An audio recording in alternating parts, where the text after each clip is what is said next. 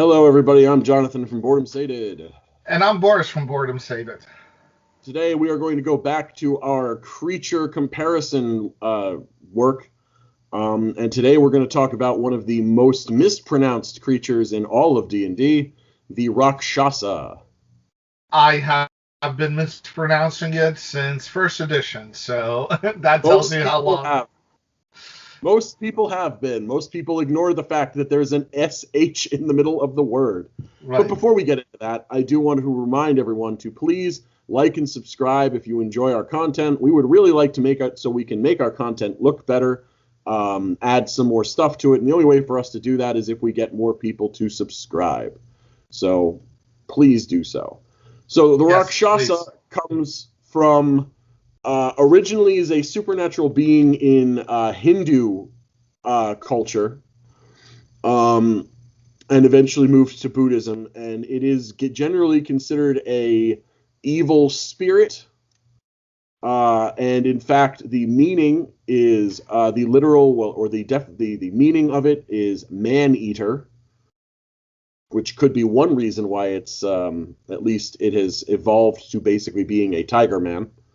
Although it is kind of interesting to know that in the original terms, the male was the Rakshasa, the male was the Rakshasa and the female was the Rakshasi.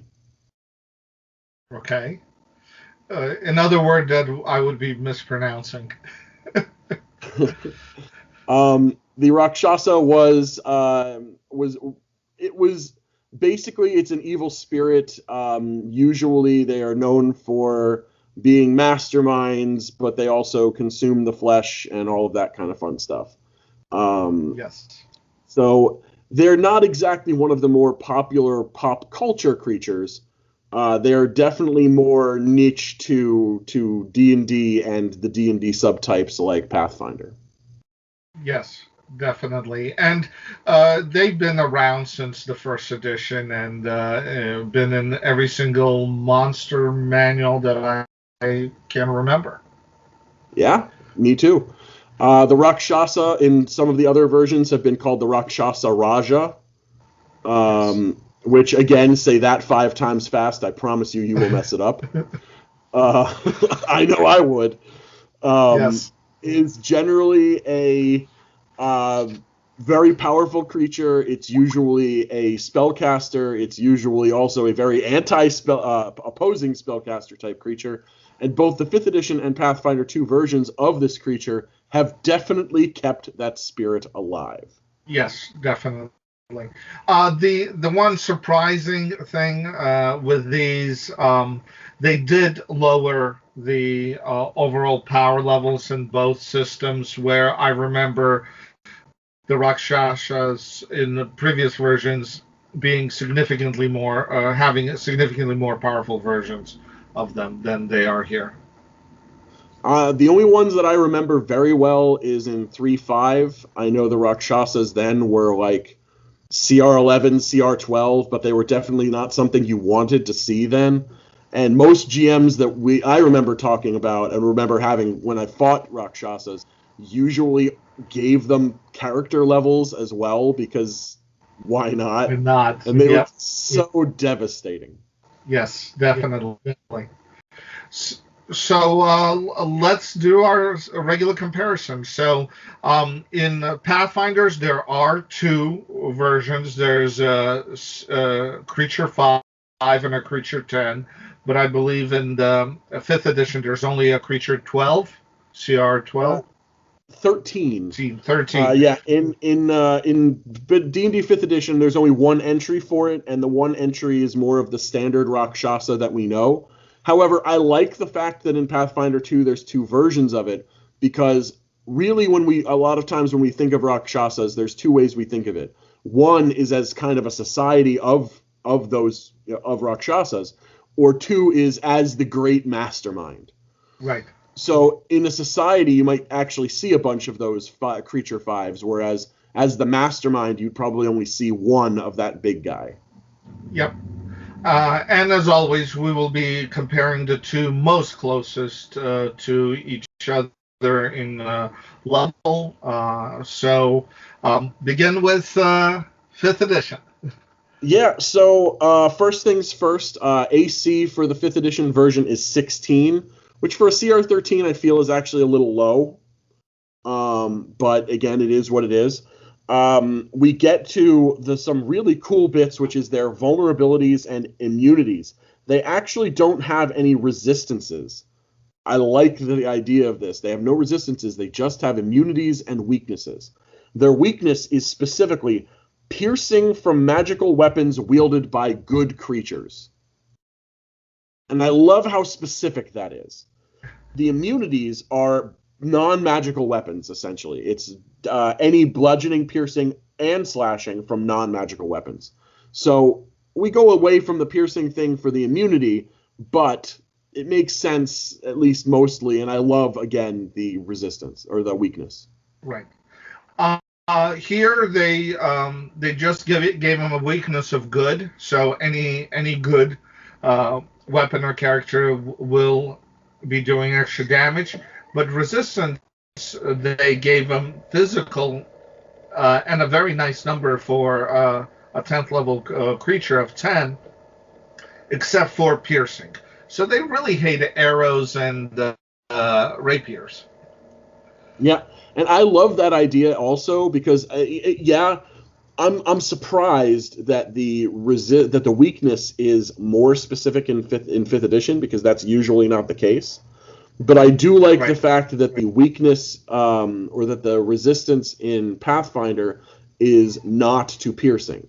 So a regular magical weapon that is not piercing will do less damage than a non-magical piercing weapon. And I find that very interesting, and I like that quite a bit. Yep, it definitely adds another layer of uniqueness to them. So, the next thing that we want to go over, of course, is their magical abilities, because they are very well known for their magical abilities. Now, we're going to break this into two parts, because first, they have a lot of resistances to magic. And I want to talk about that first, because that's kind of like their biggest thing. In 5th edition, they basically get a globe of immunity because they are immune to any spells of 6th level or lower. That is humongous. 6th level or lower. That is ridiculous. And the thing is that even after, unless of course they don't want to be. So if they want to be affected by a 6th level spell or lower, they can choose to be affected by the spell, like a healing spell or a buff spell, if for whatever reason they're being buffed by someone. The other thing to make it just as good is that against everything else magical spell-wise, they have advantage. So they have advantage against all spells, but they're immune to anything 6th level or lower. The reason why this is so huge is because they're a CR13. You're just getting 7th level spells, so only your top spells can even do anything to them at all. Right. Which really, I think, puts them over the top for being a CR13 creature in D&D. And if you really put together also their damage immunities, you're now saying that if you don't have a magical weapon and you don't have your max level spells, they are immune to you. Yep. Which is really powerful. Now, it's not as bad with that in the Pathfinder. They get a +2 status to all saving throws for magic, which is really good. I mean, 90% any type of bonus versus magic is always +1. But they have a +3 status to all saving throw versus divine magic.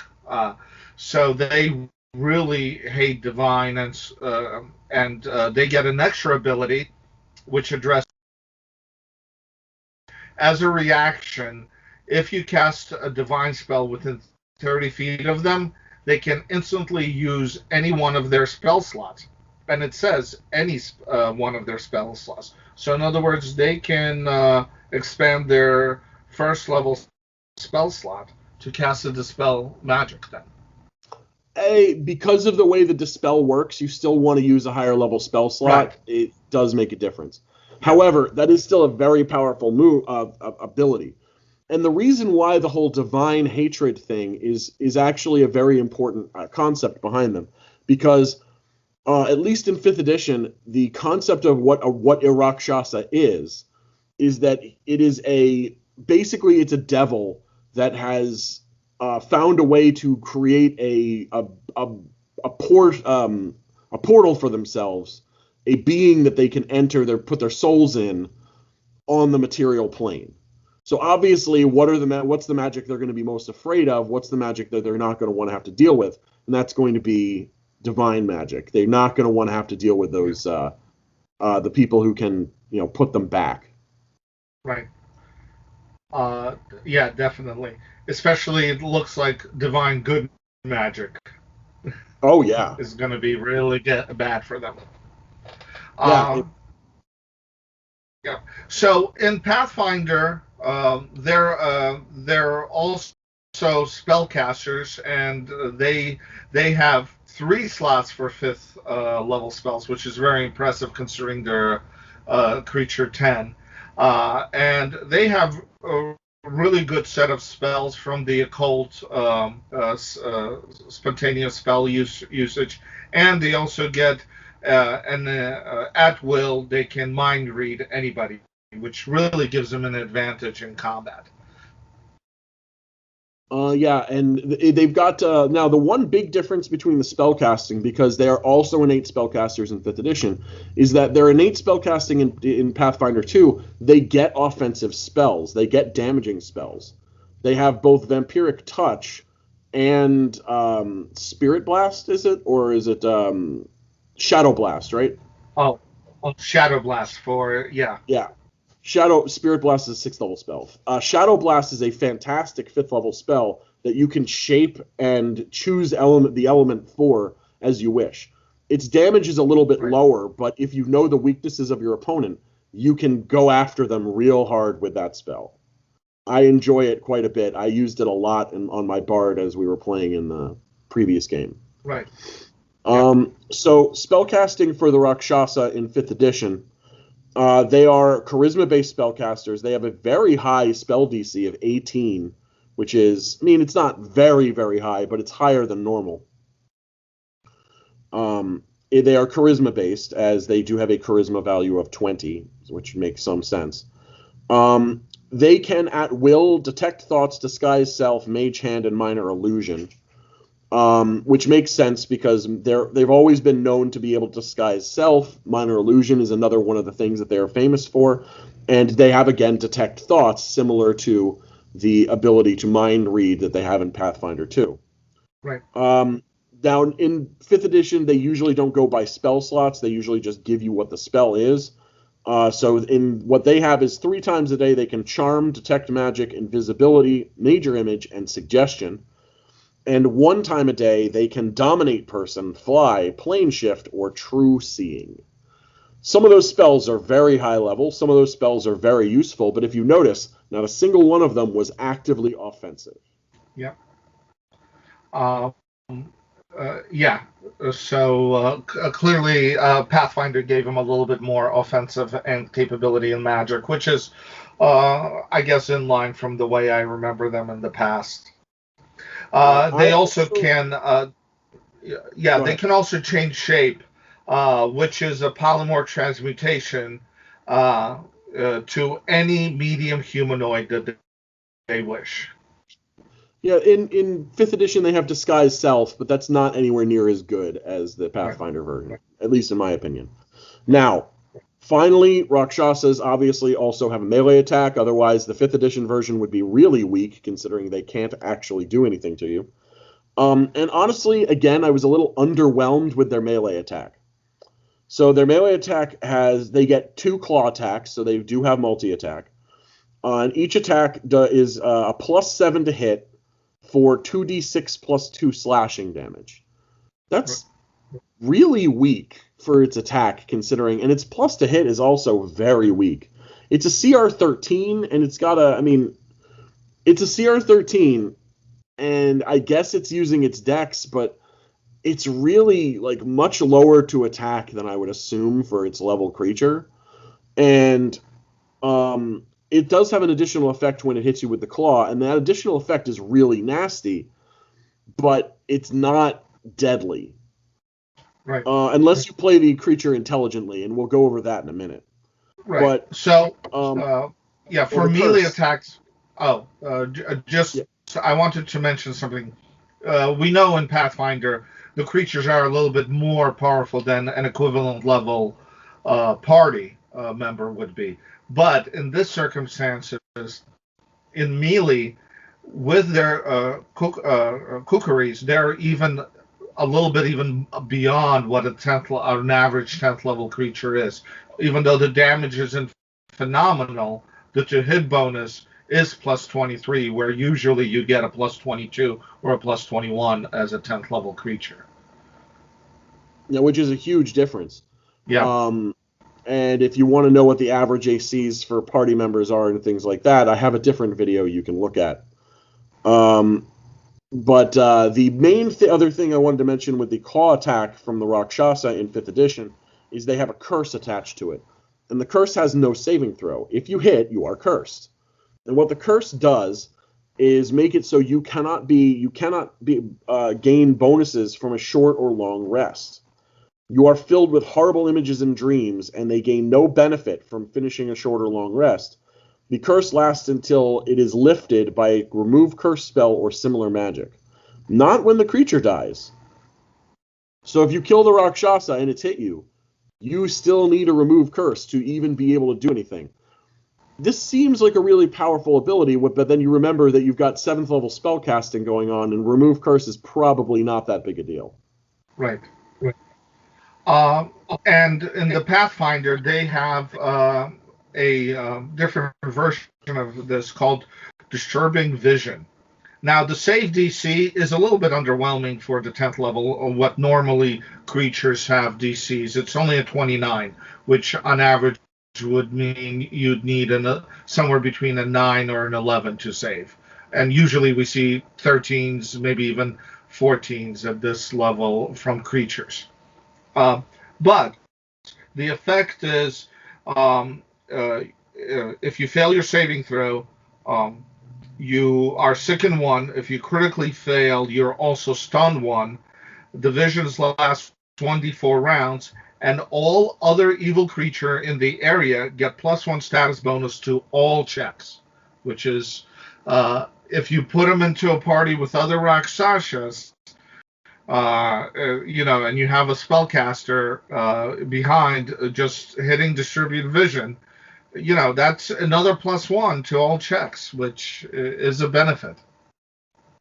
Yeah, and that's an interesting idea. I mean, considering how different they decided to make the disturbing vision concept.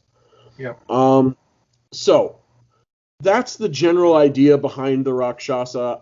Now, obviously, there's a couple of different ways to use a Rakshasa. As we've kind of mentioned, doing it as a mastermind, doing it as someone who's... One idea that I've had at least and used in the past is the idea that a Rakshasa is sending you on missions. But they don't look like the Rakshasa because they have the ability to change form. Right. So they're sending you on missions and asking you to retrieve items for them to get the things they need to have their powerful, to have their plan go off. Because Rakshasas are very charismatic, but they're also intelligent and wise. In 5th edition, they have an intelligence of 13, which is not great, but they've got a wisdom of 16 and a charisma of 20. Yep. And they have a higher intelligence in Pathfinder, which is around 14, a wisdom of 12, and a charisma of 20. Equivalent. And that's a pretty big deal. Yeah. But yeah, and of course in Pathfinder, because you've got the 5th level versions of them, you can actually have a society of Rakshasas around. And that's a very interesting idea to be able to use them for as well. Yes.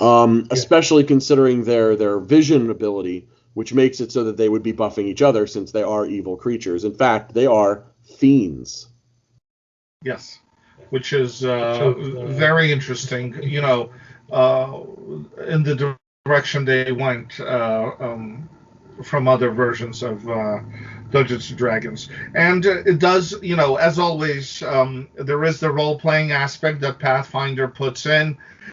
And they do mention that they are in society, and it is, it really seems like they are acting like dark elves, where they, as a society, they will work together against um, some sort of enemy, but they also strive to overcome and become more powerful within their city, towns, organization, and family groups. So really in line with the dark elves and a little bit more powerful, type of creature. So, we get to our last bit, of course, which is which one do we feel is more in line with the Rakshasa we think of? My personal opinion, the immunity to magic bit in here, I think, falls in line more with the D&D versions I've seen in the past. But I like the divine magic thing from Pathfinder 2. So I like them both, but in different ways. Yes, I would have to say that they're both very close. The divine aspect does change a little bit, but with me being a little bit more traditionalist, I actually prefer in this situation the D&D version. And yeah, I'd say I like both of them equally. But which one am I more afraid of? Because when I was thinking about fighting them, 15 years ago, I'm more afraid of the like. Which one am I more afraid of? It does depend on if I'm a caster or not. But if I'm in melee if I'm fighting against them and I'm afraid of dying, I'm a lot more afraid of the Pathfinder 2 version than I am the D&D version. The D&D version I feel like is more of a mastermind that would curse you and then run away so that you can't sleep and then come attack you when you're at your weakest. Whereas the 5th edition one is just going to murder you. Yeah, I mean, I can definitely say, and like I said, they're close, but being the traditionalist, that globe of invulnerability, immunity to 6th level and below, really brings out what I always viewed, the most powerful aspects of the Rakshasa. So there you have it. That's our opinions. Let us know if you fought Rakshasas. Let us know if you like the idea of Rakshasas, or if you like what we've talked about with it. Let us know about your opinion on the pronunciation of the word. Either way, just comment, like, subscribe, all that wonderful stuff. Yes, thank you, and please subscribe. It's important, and this is Boris from Boredom Save It. Yeah, I'm Jonathan, and see you guys next time.